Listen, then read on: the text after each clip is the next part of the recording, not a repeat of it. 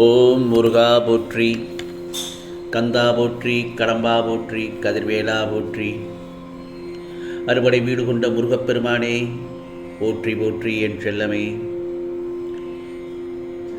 இந்த ஐப்பசி பௌர்ணமியில் இன்னும் 60 நிமிடத்தில் உன்னை தேடி நல்ல செய்தி வரும். ஆம் செல்லமே, இது முருகப்பெருமானின் அருள்வாக்கு, திருச்செந்தூர் முருகனின் அருள்வாக்கு. உன்னை இன்று வழி நடத்தி சொல்லும் ஆசானை இந்த முருகப்பெருமான் நான் தானே. வாழ்க்கையில் பெயர் புகழ் பெற்று உயரப் போகிறாய். உன் கர்ம வளங்கள் எல்லாம் விலகப் போகிறது. நீ அனைவரும் வியக்கும் வண்ணம் உயரக்கூடிய காலம்தான் இது. ஆம் செல்லமே, நீ கடந்து வந்த பாதையை மறந்து விடாதே. உன் கண்களின் முன்னிலையில் இந்த முருகப்பெருமானின் அருள் எப்பொழுதும் உனக்காக காத்திருக்கும். பெற்றுக்கொள்ள தயாராக இரு. உன்னுடைய செயல்களில் மாற்றத்தைக் கண்டு என்னை முழுமையாக ஏற்றுக்கொண்டு என்னை பார்ப்பதற்காக துடிப்பாய். முருகா சரணம், முருகனுக்கு அரோகரா என்று பதிவு செய்து நான் சொல்வதை கண்மூடி கேட்டுக்கொண்டே இரு என் செல்லமே.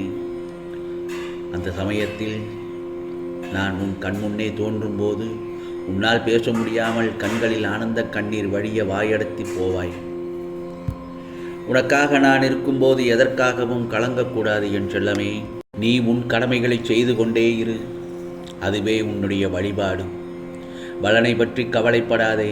ஏனென்றால் பலன் என்பது என் கையில் இருக்கும் அருளின் விதை. உலகில் எதுவும் நிலைத்ததல்ல, மாற்றமே நிச்சயம். ஆனால் உன் முயற்சி மட்டுமே உன்னை உயர்த்தும் தெய்வீக படிக்கட்டு.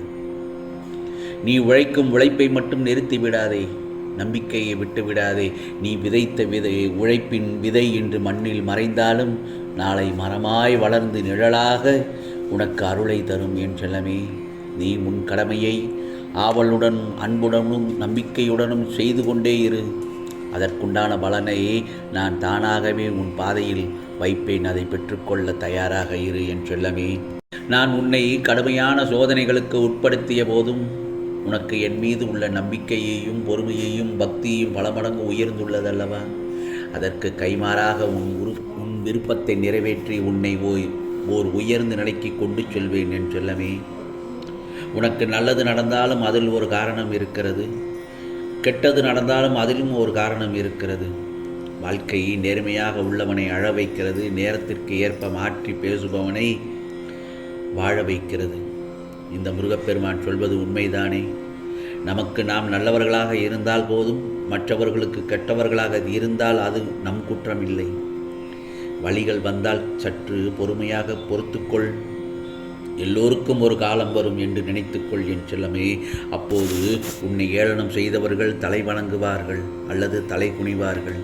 இனியோ உனக்கு எல்லாம் சாதகமாக நடக்கப் போகிறது. உனக்கான நல்ல நேரம் தொடங்கிவிட்டது என் செல்லமே. எனவே நீ எதையுமே யோசிக்காமல் நீ எடுத்த முடிவுகளால் அடிக்கடி துன்பத்தை சந்திக்கிறாய். அதையெல்லாம் சரி செய்ய இந்த முருகப்பெருமான் இன்றிலிருந்து உனக்கு கிடைத்து கொண்டிருக்கும் அனுபவ பாடத்தால் தான் இது போன்ற தவறுகளை உன்னை மீண்டும் செய்ய விடாமல் தடுத்து கொண்டிருக்கிறேன். கொஞ்சம் துன்பம் என்றாலும் அது தரும் ஞானம் உன் வாழ்க்கையின் அடுத்த கட்ட பாதையை சரி செய்கிறது. கொஞ்சம் பொறு என் செல்லமே.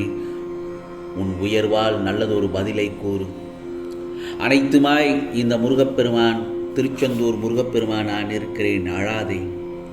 உன் சோகம் எல்லாம் சுகமாய் மாறும். உன் கண்ணீர் ஆனந்த கண்ணீராக மாறும். நிச்சயமாக என்னை நம்பு. இனி உனக்கு எல்லாம் நல்லதாகத்தான் நடக்கும் என் செல்லமே. நல்லதாகத்தான் நடக்கும். இந்த நல்லதொரு காலை பொழுதில் நான் சொல்வதை கவனமாக கேள். காலையில் எழுந்தவுடன் கைகால் கழுவி நெற்றியில் திருநூறு பூசலாம். இது சாதாரண நிலை. ஆனால் காலையில் விளக்கேற்றி பூஜை செய்பவர்கள், கோவில் வழிபாடு செய்பவர்கள் அவசியமாக குளிக்க வேண்டும். மனதில் தீய எண்ணங்கள் இல்லாமல், பிறருக்கு கெடுதல் நினைக்காமல், அடுத்தவருக்கு நல்லது செய்யாவிட்டாலும் கெடுதல் செய்யாமல் மனசாட்சிக்கு பயந்து வாழ்வதுதான்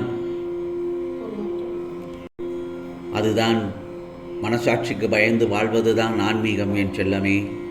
ஆகவே மகிழ்ச்சியான நாட்களுக்கு பிறகு சில நாட்கள் சங்கடமான காலகட்டம் வந்தால் உடனே கலங்கி போய்விடக்கூடாது. வாழ்க்கையை புரிந்து கொண்டு உள்ளாய். இங்கு இன்பம் துன்பம் மாறி மாறி வரும். துன்பமான நேரத்தில் மௌனமாக இருந்து ஆக்கப்பூர்வமான செயல்களை குறைத்து கொண்டு மனதில் இறைவனின் நாமம் ஜபத்தை முருகா முருகா என்று கூறிக்கொண்டு கடந்துவிடு. அதன் பின்வரும் உற்சாகமான நாட்களில் ஆக்கப்பூர்வமாக செயல்படு. உடனே உடைந்து நம்பிக்கையை மட்டும் இழந்து விடாதே. நான் உன்னோடு இருக்கும் வரை நீ எதிலும் நம்பிக்கை இல்லாமல் இருக்கக்கூடாது என் செல்லமே. உன் வாழ்க்கை சுமையாக இல்லாமல் இருக்க சிலரை மறந்துவிடு.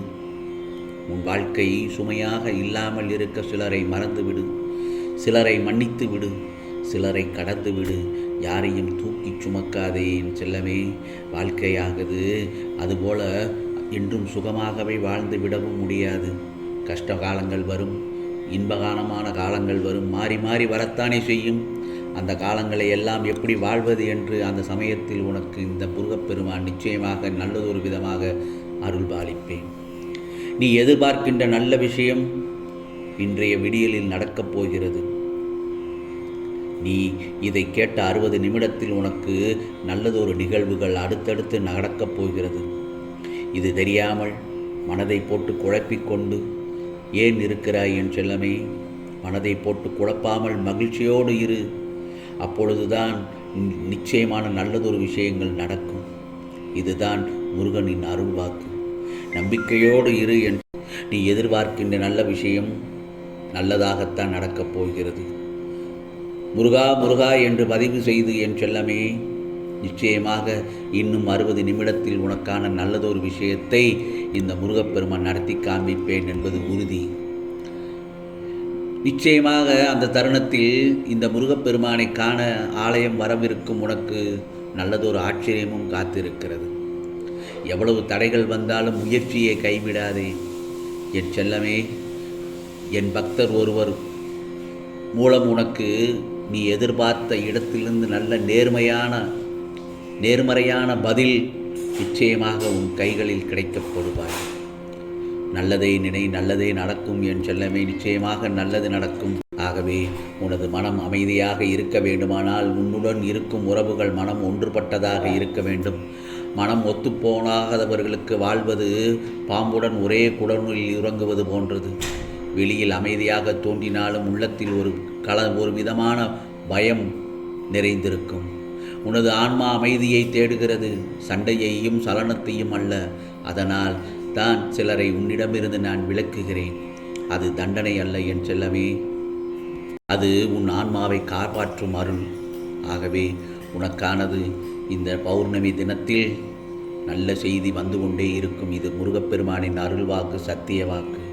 உனக்கானதெல்லாம் நல்லது நடக்கும், நல்லது மட்டுமே நடக்கும், அதுவும் நன்மையாகவே இருக்கும்.